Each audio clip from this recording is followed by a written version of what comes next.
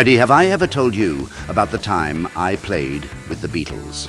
It was an impromptu jam session while they were working out their Yellow Submarine album. I had suggested Sea of Purple, but they went with Sea of Green because it rhymed with submarine. Those boys lacked imagination. However, I never lost hope for my purple sea, and today my dream shall become reality. Let's power up, Blender. Welcome to Blending with Algernon. I am Sir Algernon, Blender Instructor Extraordinaire, and this is my faithful companion, Freddie. Say hello, Freddie. All right, now let's get started. We will be working in version 4.3.2. Clean slate, please, Freddie. Thank you. Let's begin by creating a mesh plane in our scene. This will be where our geometry node will live. Split our view and switch the bottom half to Geometry Nodes. You could switch our layout using the Geometry Nodes tab at the top if you like, but real motion graphic designers split views. Click New to create a new Geometry Node modifier and delete the group input. Create a grid primitive in its place. Connect to the group output and congratulations. You have a plane once again, but not just any plane. Like an autocracy, our new grid primitive gives us absolute control. Set the size to 20 by 20 meters and set vertices to 100 in both coordinates. Next, we need an object to place across our new vertices. For this, an icosphere will be perfect. An instance on Points node will facilitate the icospheering of our grid. Simply plug it into the instance input, and icospheres abound. It's rather difficult to see in wireframe view, Freddie. Can you switch the view? Not much better. We need to scale the icospheres down quite a bit. Under Scale, let's adjust X, Y, and Z to about 1/10 its current size. Much better. Freddie, I'm not enamored with these role-playing dice. Can we subdivide a bit? Let's take a closer look. Now, golf balls are abound. That won't do. Let's add a set smooth node. Much better. All right, our sea is too calm. Time to make some waves. Add a set position node which will allow us to move things around. A wave texture is the next thing we need. The light and dark colors of the wave texture will translate nicely into the peaks and valleys of our sea waves. We need to add the color output of the texture to the offset of our set position node, but we only need to affect the Z position. So create a combine X, Y, Z node, add the color to Z, and then the vector to the offset. That's a bit much. Let's adjust the scaling on our wave texture down to about a 0.1. A proper wave at last. And as we change the phase offset of the wave texture, our sea of icospheres undulates nicely. Undulates. Another good word. Make a note of it, Freddie. Our wave thus far lacks the turbulence of a robust sea. Let's add another wave texture and mix the two color outputs together. On our newly created wave texture, change the axis to Y. Now we have additional waves running perpendicularly to the first set. But that feels too mechanical. Let's change the second wave texture to rings and spherical. Oh yes, much better undulations, don't you think, Freddie? Time to add some color. Make a bit of room and add a set material node.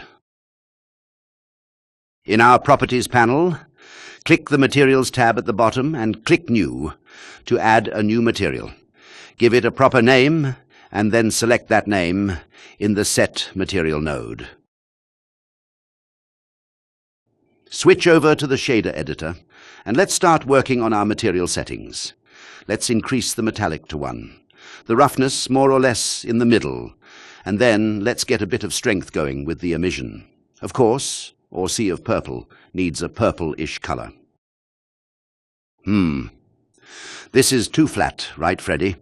Let's get a dark color going in the center of our spheres and gradually transition to the pinkish purple. Add a layer weight node and a color ramp. We'll be using the facing output of the layer weight node. Connect these through to the emission color.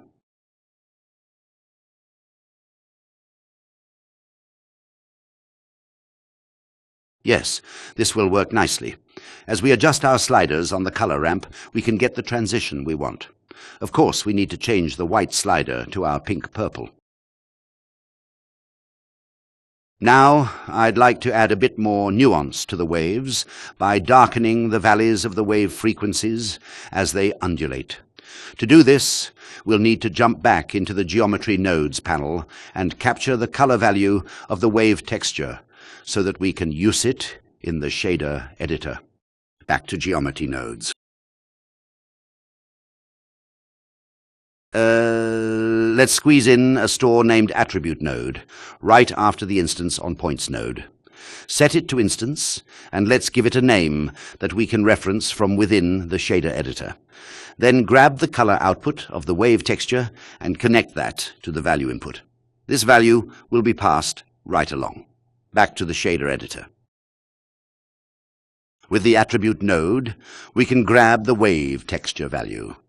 Don't forget to add the reference name we created on the Geometry Node side of things, along with changing the type to Instance. Now, with a Mix Color node, we can blend our original color set up with a darker color for the valleys. Attach the original color to input B and set A to black. The blend factor will be managed by the wave texture color in our Attribute node. Factor to factor, and result to color. Lovely. The dark gradients add wonderful contours to our waves. Let's see it in action. Oh, Freddy, absolutely sublime. Let's get some animation going. We'll keyframe the phase offsets for both of the wave textures we have. Since we want to loop our animation, let's use the same keyframe settings for both textures. The easiest way is to create a value node and connect it to both phase offset inputs. When we change the value in the value node, it will apply to both textures. Quite clever, don't you think, Freddy? In the timeline, let's move the playhead to 0 and keyframe a value of 0 in our value node by hovering over the value field and pressing the letter I. As you will recall, our second wave texture is undulating. I love that word, undulating spherically from the center. To preserve the looping illusion, we'll need some higher maths. However, I do not want to overpower this tutorial with the marvels of my mathematical genius. So trust me when I say that pi is the key ingredient. Much like my second ex-wife, pi is irrational. It expresses the ratio of the circumference to the diameter of a circle. So we will need some multiple of pi across our frames. -4 should do the trick. A negative number will radiate the waves out from the center. So enter -4 times pi and we're set. Don't forget I to keyframe it. The blend between our two wave textures needs a bit of adjusting. Change the factor in the Mix Color node to around a 0.6 or 7, whatever your taste. Freddy, it's looking wonderful, but it's missing something. A glimmer that randomly shines across our waves. Yes, a glimmer. Let's duplicate the store named Attribute node and call it Random. Now create a random value node and connect value to value. We don't want to get too nutty with the glimmers, so set the max value in the random node to 100. Now back to the shader editor. Create another attribute node and set the type to Instance and the name to Random. Duplicate the Mix Color node and put the factor from our random attribute into the factor of the Mix Color node. Connect the result from our previous Mix Color node and put it into input B of the new Mix Color node.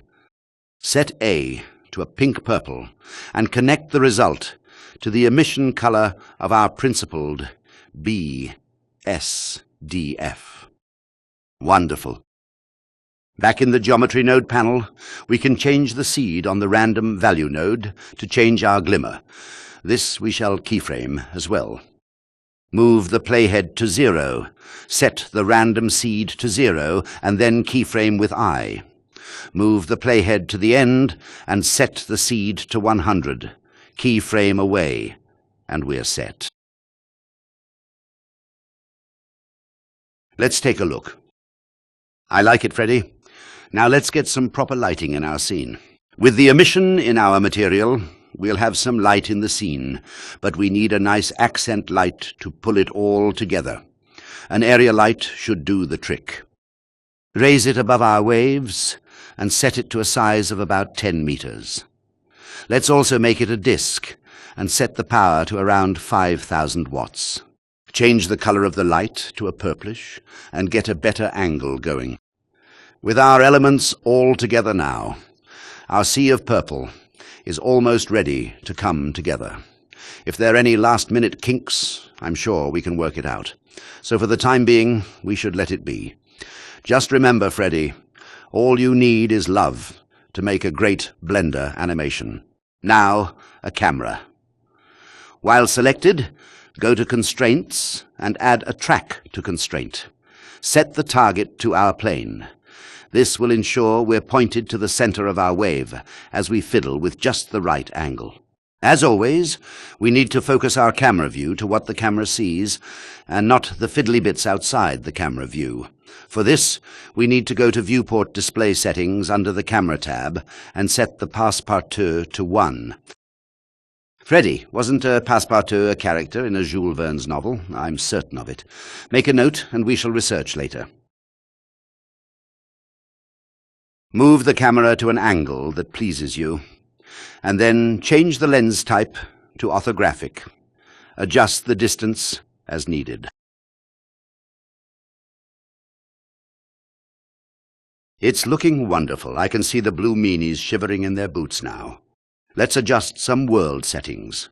Go to the World tab in the Properties panel and set the world color to black.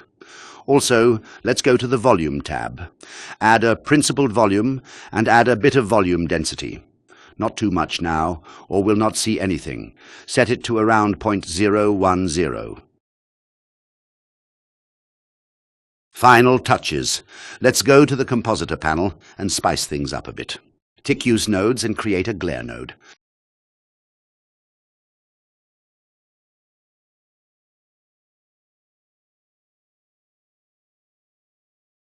Set it to bloom and set the quality to high.